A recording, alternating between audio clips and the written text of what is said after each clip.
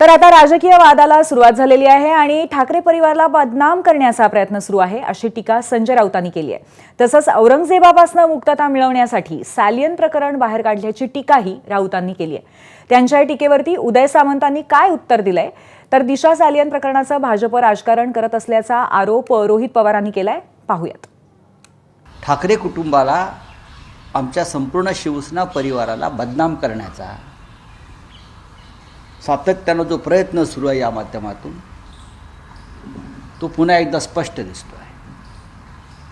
औरंगजेब प्रकरण सरकारवर उलटलं, त्याच्यामुळे औरंगजेबापासून मुक्तता मिळवण्यासाठी हे प्रकरण गेल्या 4 दिवसापासून शिस्त आहे आणि यामागे कोणाची प्रेरणा आहे, कोणाची शक्ती आहे आणि कोण पडद्यामागे हालचाली करत होतं याची सगळी माहिती आमच्याकडे आहे। अशाच प्रकारे राजकारण तुम्ही करणार असाल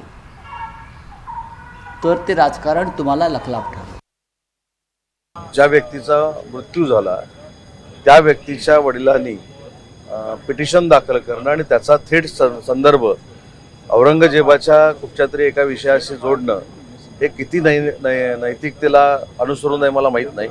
त्यांच्या घरातलं दुःख आहे, त्यांच्या पोटची मुलगी त्या ठिकाणी गेलेली आहे आणि त्याच्यामुळे त्यांना अधिकार आहे न्याय मागण्याचा।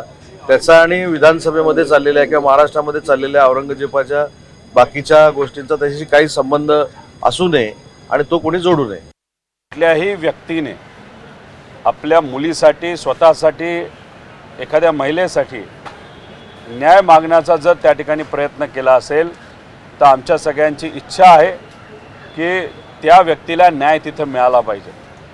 पण न्याय मागत असताना त्याच्यामध्ये काय खरं घडलं हे सुद्धा लोकांना त्या ठिकाणी कळलं पाहिजे। जे सुसाईड झालं होतं याच्यामध्ये त्यावेळेस त्यांच्या आईवडिलांनी वेगळी वक्तव्य केलं होतं। आता ते कदाचित 4 वर्षानंतर त्यांना असं वाटत असावं की न्याय मिळावं म्हणून ते कोर्टात गेले असतील। भाजपकडनं याचं वेगळ्या पद्धतीने राजकारण केलं जाईल, कारण दिशा सालियनच्या वडिलांनी त्यावेळेस सांगितलं होतं कोणी या बाबतीतलं राजकारण करू नये। पण आता राजकारण सुरू आजपासून झालेलं तुम्हा आपल्या सगळ्यांना त्या ठिकाणी कळेल। तर दिशा सालियन मृत्यू प्रकरणामध्ये सत्ताधाऱ्यांनी आता काय प्रतिक्रिया दिली आहे तेही पाहूयात।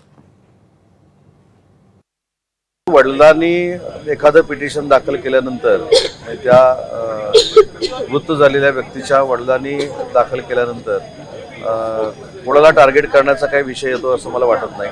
याच्यामध्ये सत्यता जी काय आहे ती कोर्टाच्या निर्णयानंतर बाहेर येईल आणि कोर्ट जो काही निर्णय देईल तो सगळ्यांना बंधनकारक असला पाहिजे। महानगरपालिकेच्या निवडणुका आल्या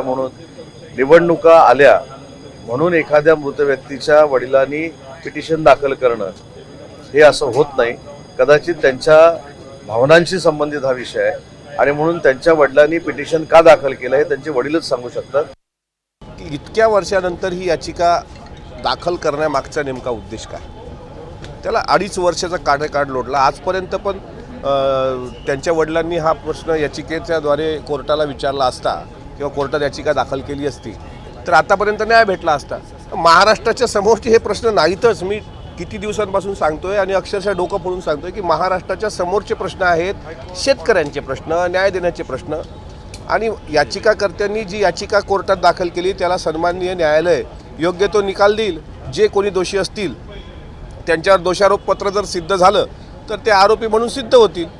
पण उगाच काहीतरी मूळ चर्चा भरकटवण्याकरता आता राजकीय लोकांनी सुद्धा याला जास्त हवा देऊ नये।